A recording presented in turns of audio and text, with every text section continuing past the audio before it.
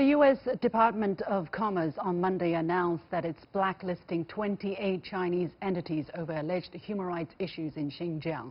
The decision alleges these entities have been implicated in human rights violations and abuses in the implementation of China's campaign of repression, mass arbitrary detention, and high-technology surveillance against Uyghurs, Kazakhs, and other members of Muslim minority groups in Xinjiang. What's the basis for such allegations, and what's the level of socioeconomic development in Xinjiang for ethnic minorities over the past few decades? I'm joined from London by Victor Gao, Vice President of the Center for China and Globalization, and in the Beijing studio by Einar Tangen, current affairs commentator. So I'm not going to comment.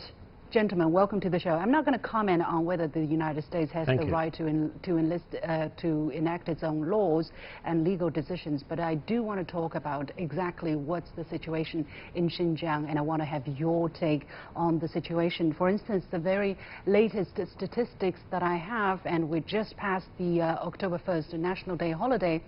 The latest numbers from January and September this year, for instance, the number of tourists to Xinjiang has exceeded 180 million. So that's up 40% year on year, and tourism revenue exceeds $40 billion US. That's up almost 41% year on year. So all of that do not come when people are not happy, when the place is not safe, when human rights are abused in that place. But it's only my personal take. I want to hear your take on the situation. And is there any possible way to justify the U.S.'s decision? Victor, let me go to you first. What's your take first? Well, first of all, Islam is a very important religion. There are lots of people in China believing Islam, and people like me also highly respect Islam. So to call the Chinese government or the Chinese people violating Islam, for example, is completely not reflecting the truth in China. Secondly, the Uyghurs, the Kazakhs, and many other minority groups in Xinjiang are very important members of the Chinese nation as a whole, which altogether have 58 ethnic groups.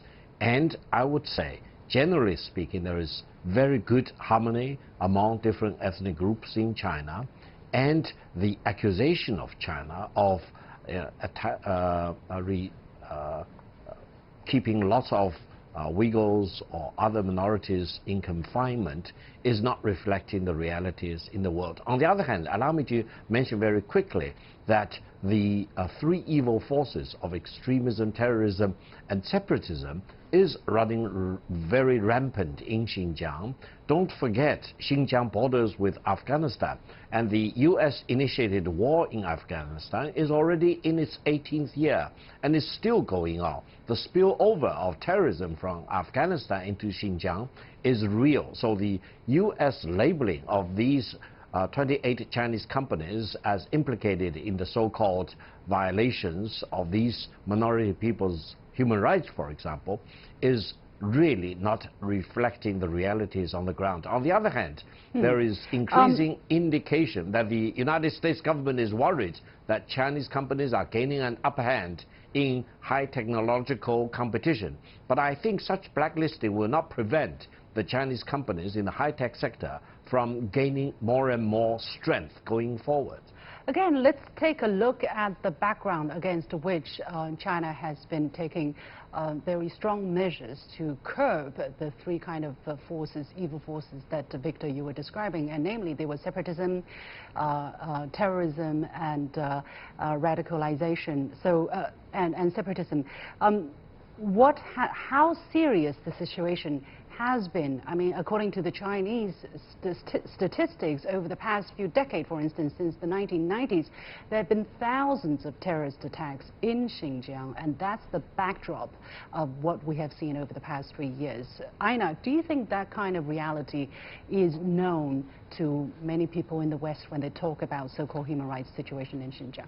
Well, I think Victor gave a very good piece from the government's point of view, but we have to be realistic about this. What you have in Xinjiang is some, as you pointed out, a number of very serious attacks down in Shanghai. A small number, thousands. Yes, yeah. Thousands, but these have not been widely publicized, and as a result, people don't know about them in the West. But the ones that we do know, what happened in Shanghai on that commuter line in the subway when armed people with knives ran down, killing old men, children, intent on committing suicide.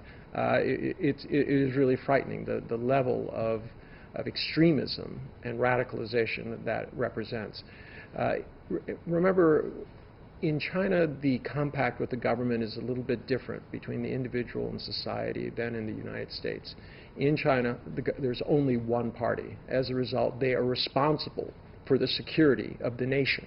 And that means there cannot be any kind of compromise with this kind of activity. So they must act. In the U.S., we put perhaps the individual a little bit higher on the totem pole, and we acquiesce to a lot more behavior.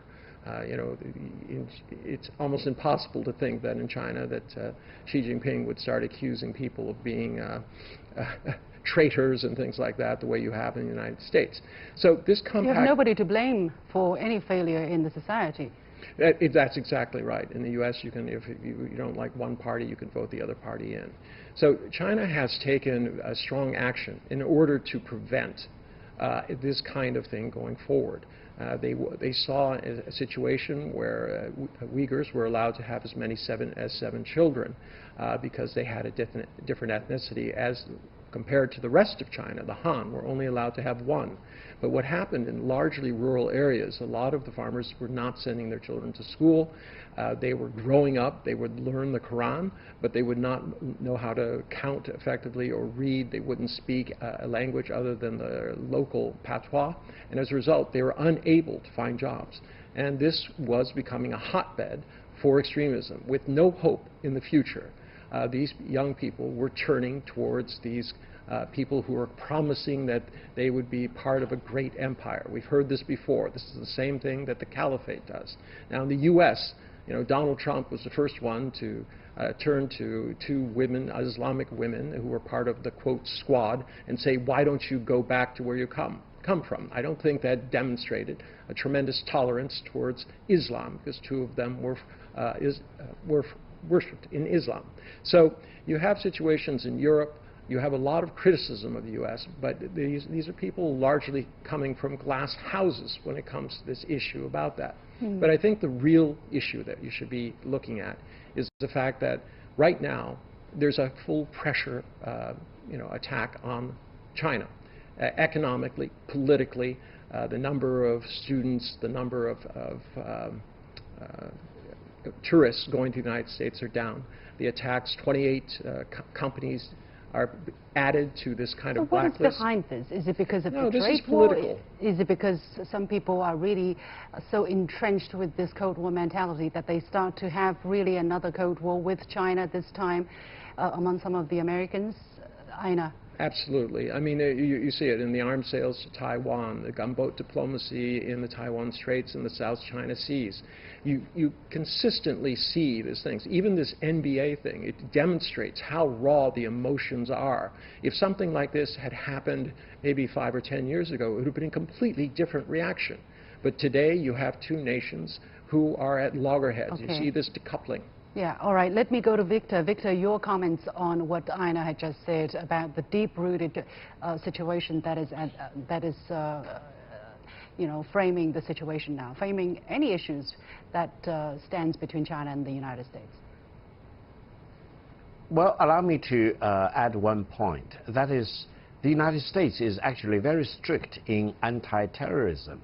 However, the United States seems to be adopting a double standard when, for example, China adopts its policy of anti-terrorism, and the United States government seems to call the Chinese anti-terrorist positions or policies as not against terrorism, but against other forces. This is not fair. This is not right.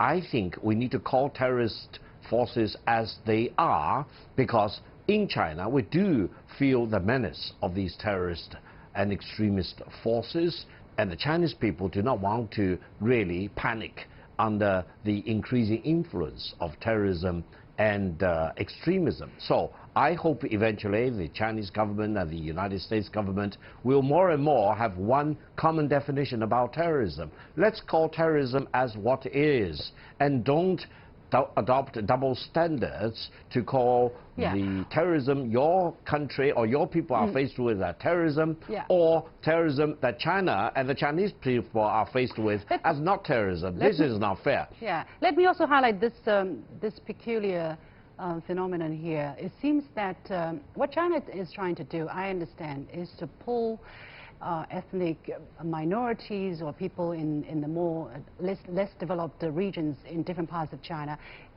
ahead in terms of socioeconomic development, into modernity, into development, into higher living standard, into better healthcare, longer life, better education, literacy, and, you know, open their eyes, fit into a modern society, find high-paying jobs. But it seems that the message that many in the West are sending is that the Uyghurs should be left, that the people in the ethnic minority, maybe not just the Uyghurs, should be left to be the way they are, not speak the language that's commonly used by other people, and not reading you know, modern literatures or modern scripts, and just do the, you know, things in their most primitive ways. I'm going to disagree with you, because China would be blamed either way.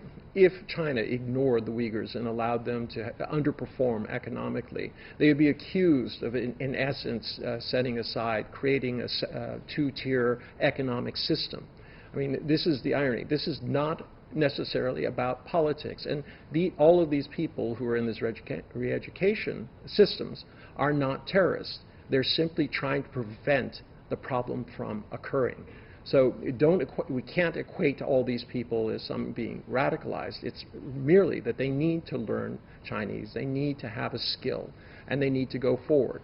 In China, yes, people do value this sense of prosperity more than commenting on the defense policy of China. Well, in a modern and competitive environment, without knowing the language of the country, without having basic skills, without knowing the laws of the country, of your rights and obligations and your responsibilities, it is very difficult to fit into a modern society, right? I mean, the whole China has developed so fast. Okay, I have to leave it there. Many thanks to Victor Gao, Vice President of the Center for China and Globalization, for joining us from London, and many thanks to Einar joining us here in the Beijing studio.